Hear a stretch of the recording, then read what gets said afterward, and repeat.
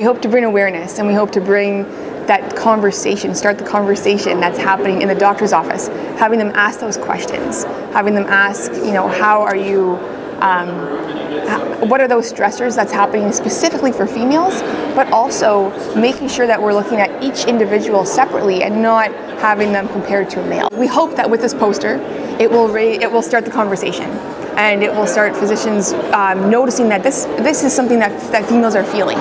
And that's important, I think, just to acknowledge that and acknowledge that this is something that is happening in the space. And, I think that females, for so long in Fabry, especially if you're, we want to make sure that the word carrier is no longer being used. And for those who have been growing with Fabry as the years have, if you're an older woman, you were a carrier, and that's what you were maybe called. And so it's been difficult to move forward through that path with Fabry.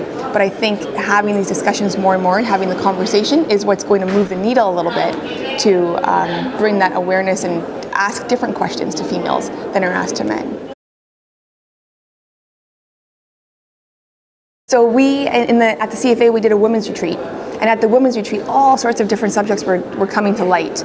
And that was when we realized that we wanted to do something more to understand the needs of females and living with Fabry. And that's when it started, the conversation.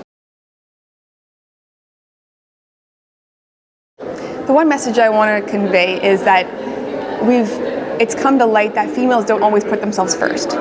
And if you are a caregiver and maybe you're living with someone else in the household that has Fabry, it's really hard to put yourself first and understand your own needs, and also realize that maybe you need to be on treatment as well.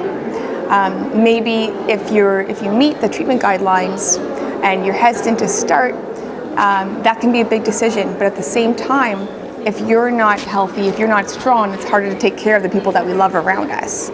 So I think that this poster brings some of these issues to light, that as a female, you're also sometimes taking care of different things, different people in the house, carrying that different load, and to recognize that and to make sure that you're still doing what you need to do to have the best quality of life so you can be your best.